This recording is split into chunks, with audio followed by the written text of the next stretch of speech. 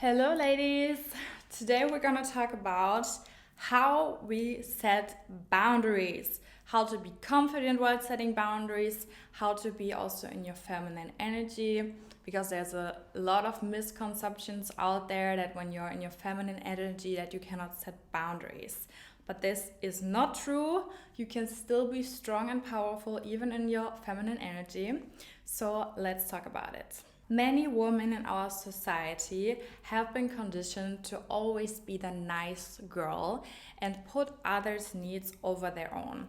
Like, I was the same, I grew up on a household, I always wanted to be nice, and this often stems from the need of avoiding conflict with others, and therefore we give, and deplete ourselves and also lose the connection with what we actually truly want because we're always focused on pleasing other people. So this is where boundaries come into play. My name is Sylvia, welcome on my channel, and today we're gonna talk about how to set strong boundaries that make your life much easier. And at the end of the video, I'm also going to share you some sentences for communication, how you can communicate your boundaries, because many people always asking, yeah, but how I can actually communicate my boundaries in order that the other person really receives them, and also in a still polite way that you don't make other people upset, but you clearly communicate your own needs. Boundaries are so essential to have healthy relationships with your friends, at work, and also with yourself. So my first tip to establish and honor your boundaries is self-care. Prioritize self-care. Why is that? Because when we always give, when we always please other people, we give, and our own cup is empty.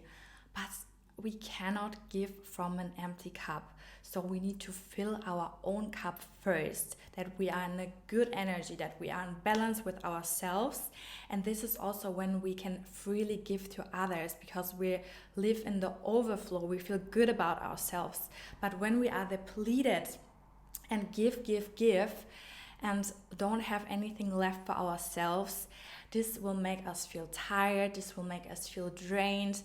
And this is also where we start to feel very uncomfortable about our lives. We get negative thoughts. So here is where boundaries are really, really important, to first give everything to yourself before you can give it to other people. And here's also the connection with feminine energy, because feminine energy can give freely, can be like open-hearted and kind to other people, but only when her own cup is full. So self-care is the first step in order to have healthy boundaries. So it's important to schedule me time for relaxation, for self-care, like beauty treatments, all the things that make you happy, going for a walk, cooking a nice meal for yourself, all the things that make you happy and that fill your own cup and that give you energy. And really schedule this time and treat it as serious as, like, for example, a work appointment. Give yourself what you need and don't wait for others to give it to you. Don't wait for the approval or things from other people. No. You have it to give it to yourself first, so come back with the focus to you. And this is what I call an energetic boundary, because you teach others how to treat you by how you treat yourself. Let me explain this. So when you take really good care about yourself, you make sure you get enough sleep, you dress in a way that makes you feel good, that makes you feel confident. You do self-care, I don't know what it is, like the things that make you confident, that make you feel fulfilled. When other people see that you take really good care of yourself, that you eat clean, that your skin is good, like all those things, they also are more likely to respect you, because you respect yourself and you carry this energy through the world. So this is what I call an energetic boundary, because you communicate with your energy how you treat yourself. When you respect yourself and your own time, other people will think, wow, she really takes such good care of herself. She treats herself as the queen. So they're most likely to treat you the same. Also, the opposite is true. When you don't sleep, when you look sluggish, tired, and drained all the time, because you're just depleting yourself and don't really focus on you and your own needs, people will not respect you because you don't even respect yourself. So how can they even respect you?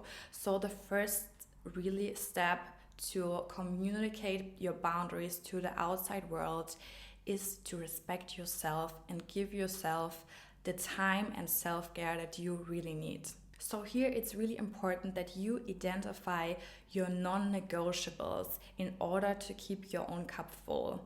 This can look really, really different to everyone. For me, for example, it's my morning routine. I love to meditate in the morning, to journal, to go for a long walk at the park, because these things that really give me energy. And when I have this routine in the morning, my whole day is so different because my cup is full, so I can better show up at work, I can show up better in my relationships with friends and family, and just in general, I can really be more confident because my own cup is already full. And these non-negotiables are also your guide in your decision making. And it helps you really to stay true to your own values and priorities. And once you are clear about your non-negotiables, it's also so much easier for you to say no to anything that does not align with them. So really get clear on what it is that you really need and make it a non-negotiable for your life. My second tip in order to establish healthy boundaries is to limit energy drainers. Cut out all things that don't serve you. That's what boundaries are. Cut out food, people, ideas, everything that doesn't serve you, your non-negotiables, and your life must be cut out in order to have healthy boundaries. For example, a lot of people have a lot of contact with energy draining people. People that complain all the time, people that are negative all the time, and really think about what is the sense behind that. If you have a friend circle who's always complaining and negative, it will also affect you in some way. And usually you know that something is like not good for you when you come back to your body. Our body is actually always communicating to us. And when you come back to your body connection, you can actually feel that things and people are draining you. For example, when you meet with a friend and you come home after your meeting, look into your body how you actually feel. Do you feel uplifted? Do you feel inspired by this person? Do you feel energetic and like full of light? Or is it the opposite? Do you feel drained? Do you feel tired? Do you feel just like your batteries are empty? Because this is usually a not so good sign. You have energy drainers, energy vampires in your environment, and it's so important to cut them out of your life. Sometimes it's not that easy. For example, when it's a work relationship and you see these people every day, then I just want you to limit your energy that you give to these people. For example, when they want to engage in a negative conversation, always talk about other people, don't engage with this conversation. Don't give them your energy. Like, tell them that you're not available or that you don't feel comfortable talking about other people or talking about negativity all the time. Or if you don't even want to tell them, then just don't give them your energy and try to give them the least attention possible. That's it. So really come back to your body and always feel how you actually feel from the inside, because our body tells us so much and can give us usually a lot of indications if our boundaries have been crossed or something is off. And here I also recommend to do mindfulness practices like meditation, breath work, journaling, or just like sitting with your thoughts and for example, when you drink your coffee in the morning, just sit without music, without headphones, and let your thoughts be free. Sit with yourself, connect with yourself, with your body, and you will see that you will get so many messages and become more aware of those things. Don't be involved in gossip, in negative discussions, all this kind of things. Show and communicate people that you're not available for this negative kind of conversations. This is really how you protect your emotional and mental space and also keep this boundary. Be really careful about what you allow in your mental space and in your life, because this is what actually creates your life, and I don't think that you want to create something negative, so be really aware of those things. Now let's talk about communication. Effectively communicating boundaries is so essential for ensuring that other people understand and respect your boundaries and limits. And this is actually a skill and something that we have to practice over time. Especially if you are new in setting boundaries, it can feel a little bit uncomfortable at the beginning. So here are really my tips, what you can do in your everyday life to slowly establish healthy boundaries in your communication. My first tip, and this is like such an important tip, is to always pause before communicating. So when someone asks you something, don't feel the need to directly reply to them. No, take some time, take a deep breath, and first feel in your body. Do you actually want to do this right now? And sometimes it's just like so overwhelming when someone asks us and we want to say yes directly, but no, take this time, take a step back. And if you are not sure in this moment how you're feeling about that, then please communicate. Use the phrase, let me think about it and I come back later to you. This phrase is so magical because it allows you to make a little bit space, take a step back, and actually you have time to think if you actually want to do those things. And then you can come back later to the person and give them the reply to their requests. And this practice also allows you that your commitment aligns with your values, with your non-negotiables, and comes from a place from authenticity. So the next tip for communicating your boundaries is to be very specific and very clear. Use straightforward language that don't give so much space for misinterpretation. And you also don't have to explain yourself so much when you set a boundary. You don't have to give them a whole explanation why you cannot do those things and all of that, because the more you try to fill it with words, it just makes you seem not confident first of all, because confident people, they can just give their statement and be comfortable with giving their statement without the need to explain everything. So a boundary needs to be communicated very confident and strong. So don't explain every detail and why you do those things. That's not good. No, be very straightforward with your language. Here's an example. So if a colleague comes to you and asks you, for example, if you can help him with a project.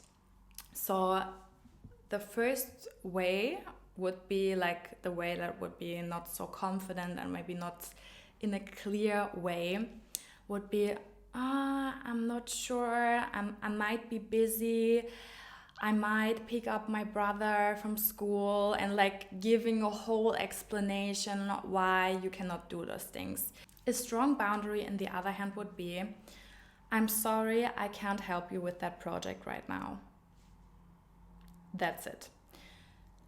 It's Communicate it very clearly, very directly, very confident, and this is how it works. Simple and clear. The next tip I'm gonna give you for the communication is always to use I statements. Frame your boundaries about your own wants, about your own needs, because this really reduces the defensiveness from another person. Really don't focus about changing another person, because truly we don't have influence in changing behaviors of other people.